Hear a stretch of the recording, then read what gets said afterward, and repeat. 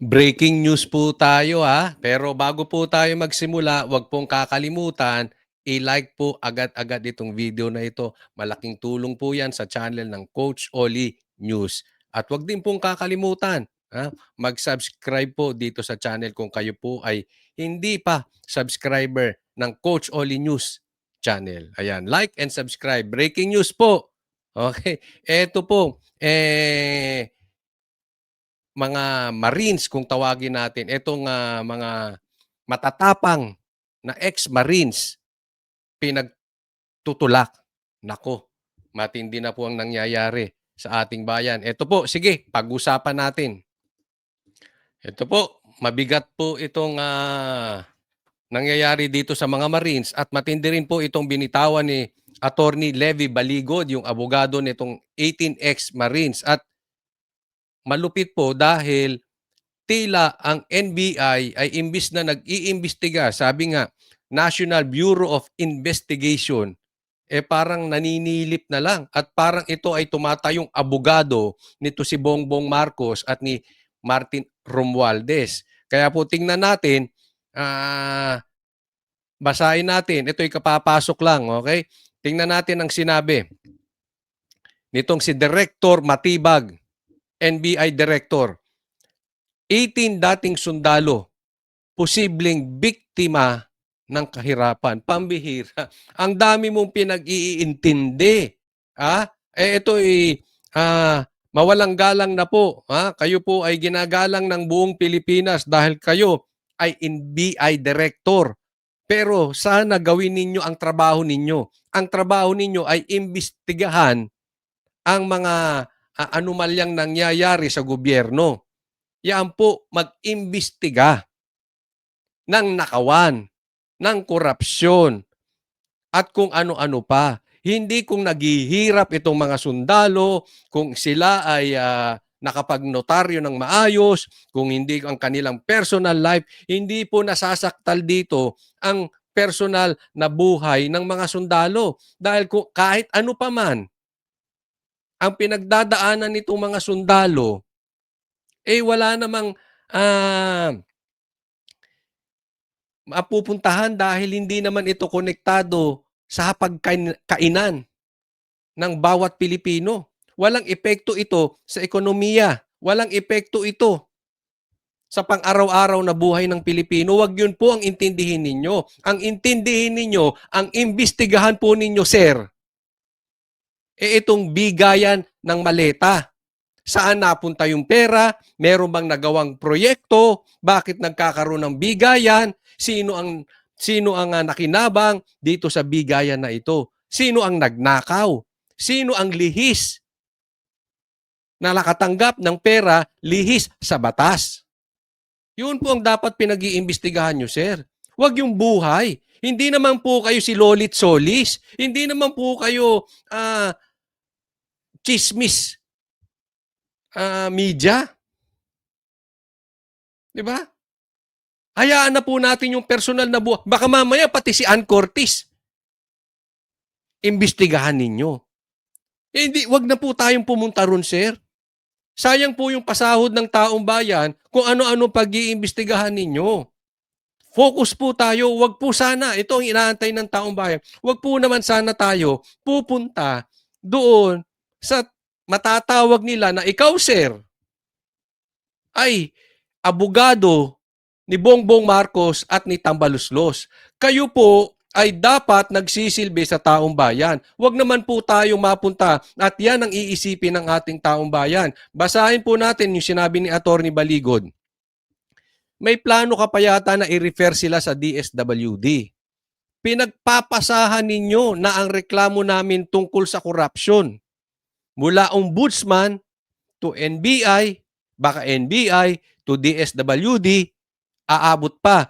Pwede rin idiretso mo na sa PCSO, pambihira pati. Baka tumama sa sweepstakes tong mga to. Tumama para patamain para kunwari alok alok ng suhol para bumaligtad sila. Naku, PCSO. Alam naman natin ano ang nangyari sa PCSO dito sa panahon ni Bongbong Marcos. Parang record-breaking ata yung mga nananalo. Oh, huwag lang sa NAPC ni Gadon. Lalo maghihirap sila. Oo. Hindi, maputol natin. Itong kay Gadon, matindi talaga. Oo. Parang ginawa yung posisyon na yon para mag-attack dog. Pero wala naman. Ano bang posisyon na yung Secretary of Poverty Alleviation? Ano yun? Baka poverty elevation. I-elevate ni Gadon itong mga mahihirap, lalong maghihirap. Oo, isa pang bobo yun. Lalong ano yun. But seriously, kawalang hiyaan na yan. Oh. Ganito po ang nangyayari dito. 'Di ba? Simula yan sa Blue Ribbon eh. Ito lang ang tanong. Ito lang sa mga kababayan kung iisipin natin. Ang takot sa investigasyon, guilty. O halimbawa, ako, o kayo, meron kayong isiniwalat at ito ay hindi totoo, gawa-gawang kwento. 'Di ba iiwasan yung investigasyon? Pero kung ako or kayo ay talagang confident sa mga sinasabi nyo at ito ay puro katotohanan lang. Hindi ka takot. Actually, hahamunin mo ng investigasyon. 'Di ba? O, parang droga. Kung ikaw ay addict, takot ka sa drug test. Pero kung hindi ka addict, halimbawa ako, hamunin mo ko ng drug test araw-araw, sasamahan kita. Basta ikaw magbabayad kahit saan, pa-drug test tayo. 'Di ba? Ganyan po, pag takot sa investigasyon, guilty. Kaya itong 18 Marines, gustong humarap sa Senado, pambihira. Alam mong, gigisahin sila doon ni Tito Soto, ni Lacson. Pero bakit gusto humarap? Alam natin, kaya lalong tumaas ang kumpiyansa ko eh. Kung yung ito mga Marines na ito, natakot, nako, duda na ako. Pero kita mo sila naghahanap ng imbestigahan nyo. Imbestigahan ninyo tong maleta. Huwag yung love life. Huwag kung mayaman tong mga 18 Marines. Huwag yung patungkol sa trabaho nila. Ang imbestigahan po natin, yung ebidensyang isinisiwalat nila. Yung mga maleta. Ito po naging problema sa gobyerno natin. Blue Ribbon, pinagpapasapasahan, pumunta sa ombudsman. Totoo naman to sinasabi ni Attorney Baligod, wag na tayo magpaikot-ikot. 'Di ba? Napunta sa NBI. O, baka mamaya nga aabot sa PCSO. Nakikita mo, umiiwas sila talaga. Diba? Pwede naman, imbestigahan na natin. Tapos na. Yung ombudsman, isa pa yan. Sir, wag ka naman sana kaya tinanggal. Biglang tinanggal yung NBI director di ba? Bigla kang pinasok. Nung pagpasok mo, kahul ka na ng kahul, sir. Di ba? Anong maiisip ng taong bayan? Masisisi ba natin ang taong bayan kung sila ay masama na iniisip sa'yo? Dahil meron akong mga nakakausap, may mga nagme-mensahe sa atin. Meron mga tumatawag. Ano sinasabi? Nakakausap. Ikaw daw ang bagong attack dog ng gobyernong ito. 'Di ba? Imbis na mag-imbestiga, tahol ka ng tahol. Sir, kung yan po ay nasa trabaho ninyo, nasa trabaho din po ninyo, imbestigahan kung saan napunta yung pera. Meron bang proyekto? Kaya ka nga nagpatawag, sir eh. This is not about the personal life nitong mga Marines. Huwag naman po natin silang itulak ng itulak. Pinagtutulakan na po natin eh. Respeto lang konti, sir. Pati yan sa mga sundalo. Alam nyo po, may mga nakakausap tayong mga sundalo at sinasabi, deep inside them, Natutuwa sila sa ginagawa nitong mga Marines. Kasi hindi naman natin pwedeng lokohin 'tong mga sundalo. Hindi naman natin pwedeng lokohin 'tong mga pulis, eh. Nagkataon lang na sila ay may sinumpaan na medyo para sa paningin nila, eh, dapat nakasuporta sila sa gobyerno. Pero sa katunayan, sila ay nanumpa para suportahan ang konstitusyon. Pero hindi lingid sa ating uniform men kahit anong takip na gawin ng ombudsman, NBI, ni Ping Lacson, ng Blue Ribbon, ng Kongreso at kung sino-sino pa, di umano, hindi maitatago, alam nila ang nakawan. At alam nila kung sino magnanakaw. At alam nila kung sino ang mastermind.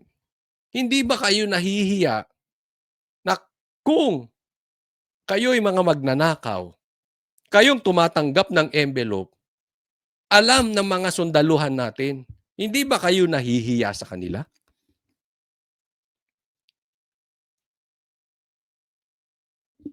Ipinagpapalit ninyo ang kaluluwa ninyo imbis na kayo ay nagsisilbi sa taong bayan.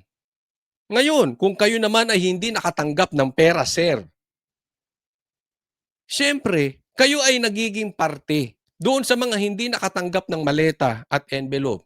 Nakatulad nila De Lima, nila Trillanes at kung sino-sino pa naambunan ng envelope, mga congressman, Quadcom, yan ang sabi, nakatanggap ng envelope o yung iba nakatanggap ng maleta, kayo man ay hindi nakinabang doon. Pero kayo ay kasama sa pagtatakip or paglilihis or pagliligaw ng usapin patungkol dito. Sa madaling salita, hindi ka na nakakatulong na masugpo ang nakawan sa Pilipinas, sagabal ka pa. Abay, mahiya naman kayo. Ha? May pananaguting kayo sa Pilipinas. May pananaguting kayo sa taong bayan. At higit sa lahat, may pananaguting kayo sa Diyos. Akala nyo matatakbuhan nyo lahat? Akala nyo mamamanipulate ninyo ang batas natin? Kung kayo ay mangibabaw dyan dahil kayo ay nasa posisyon, hindi nyo mamamanipulate ang Diyos. Kung ano ang inyong itatanim, yan ang inyong aanihin. Kaya magmedya-medya lang kayo, ha? Baka akala nyo nakakaligtas kayo. Basta alam ninyo na may korupsyong nangyayari at tahimik kayo. Ito ay panawagan din dun sa mga tahimik. Dahil ang daming senador, ang daming congressman, tahimik. Kahit hindi kayo kasama sa nakaw, pero alam nyo ang nakawan at wala kayong ginagawa, mga duwag kayo. Dahil meron kayong responsibilidad sa taong bayan. Yan ang dapat ninyong ginagawa. Imbestigahan ninyo ito. Huwag niyong pagtulakan. Huwag niyong pagpasapasahan. Pambihira kayo. Oh. Saan pupunta ang Pilipinas kung ganyan ang Blue Ribbon, kung ganyan ang Ombudsman, kung ganyan ang NBI, kung ganyan ang mga congressman, kung ganyan ang mga senador? Ano to? Sindikato? Ano to? Proteksyon? Sir, hindi po ako nagbibintang sa inyo. Nagtatanong lang po tayo kasi anong nangyayari? Bakit pasapasahan? Di ba dapat tayo ay nakakatulong sa taong bayan? On my opinion, tama po ang sinasabi dito ni Attorney Levy Baligod. Ito po, tingnan po natin. Isa pang nagpoprotekta, harapan. Ito si Lacson. Lumabas ang tunay na kulay. Na-expose talaga. Una, na-expose ang hina ng utak nito. Pangalawa, na-expose na ito ay talagang tumatayong protektor ng magpinsang Bongbong Marcos at Romualdez. Sa katunayan, ako ay medyo duda na rito. Hindi po malayo na ito ay hindi talaga nanalo sa eleksyon. Dalawa sila ni Tito Soto, pangatlo si Bam Aquino at si Kiko Pangilinan. Dahil wala naman sila sa survey, biglang nanalo. Lalong-lalo na 'tong mag-boyfriend na Tito Sotto at saka 'to si Lacson. Bigla na lang lumabas, 'di ba? Tapos ngayon, todo. Huwag po nating sabihin na hindi niyo po pinoprotektahan. Simpleng-simple lang, eh. Ang ganda ng tungo ng imbestigasyon nung panahon ni Chis Escudero at saka ni Marcoleta. Pumasok kayo. Gaano ka na katagal na Blue Ribbon chairman? Hanggang ngayon wala pang nangyayari sa imbestigasyon. Wala pang nakakulong na mastermind. Eh yung maimbestigahan nga lang at maipatawag ang mga mastermind, wala kang nagawa. Walang nangyayari. Di ba? Basahin po natin itong sinabi ni Lacson. Ba't kayo favorite ni Senator Marcoleta? Excuse me po. Wrong question will produce wrong answer. Hindi ko alam kung sino nagtanong nito, pero mali yung tanong. Hindi siya favorite. Mali kasi yung ginagawa niya. Kasi kailangan iniimbestigahan yung dapat imbestigahan. Eh bakit ayaw niyang ipatawag? Pag kinokorek ka ba dahil mali,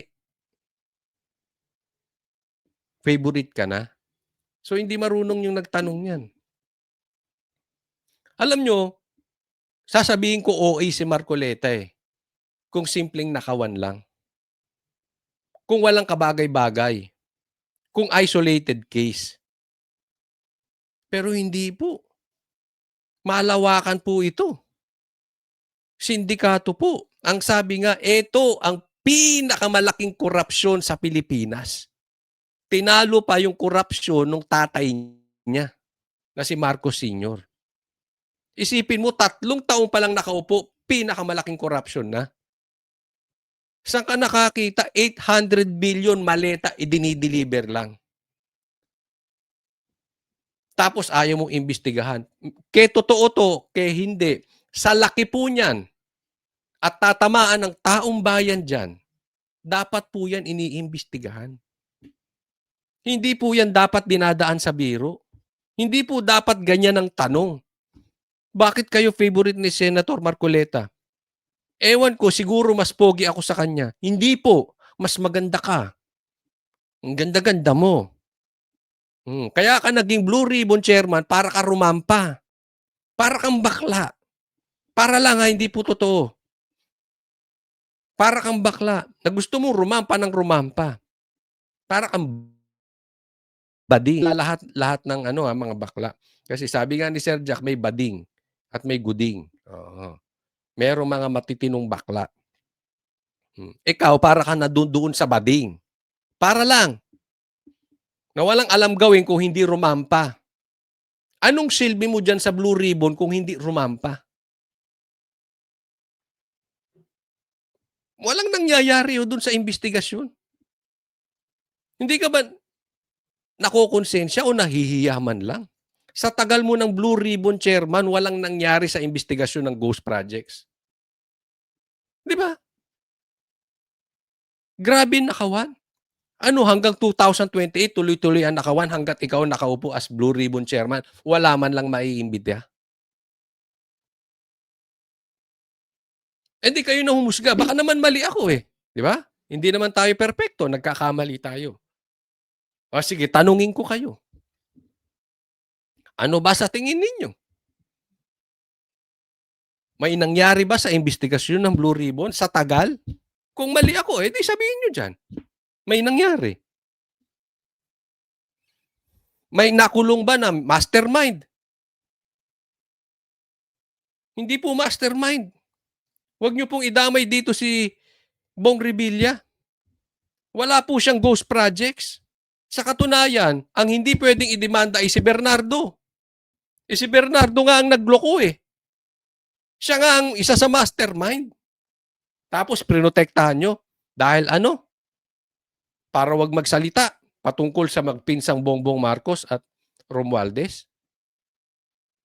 Nitanong ko sa inyo, meron bang lehitimo na napanagot, mastermind, na naimbestigahan man lang ng maayos? Meron bang maipagmamalaki ang Blue Ribbon na meron silang pinatunguhan? O kayo ay nagsasayang lang ng oras, nagsasayang lang kayo ng pera ng taong bayan na para kayong nandiyan para rumampa? Panawagan naman sa mga ibang senador, isa pa kayo. Huwag naman kayong tumahimik lang. Alam nyo naman ang nangyayari eh. 'Di ba? Well, maraming salamat po doon sa mga patuloy na sumusubaybay sa vlog ni Coach Oli. Huwag niyo pong kakalimutan na tayo po ay 'pag may oras, tayo po ay magba-vlog at magkokomentaryo. Susubukan natin na magkaroon tayo ng vlog sa hapon, 'no, na Philippine time sa hapon nang sa gano'n ay meron tayong mga updates po, okay? Breaking news. So, i-like niyo po at mag-subscribe po kayo dito sa channel na ito. At higit sa lahat, i-click niyo po yung notification bell nang sa gano'n 'pag tayo ay may mga bagong labas na video, ay masubaybayan po ninyo. Maraming maraming salamat po sa mga nanood. God bless everyone. Ingat po tayo.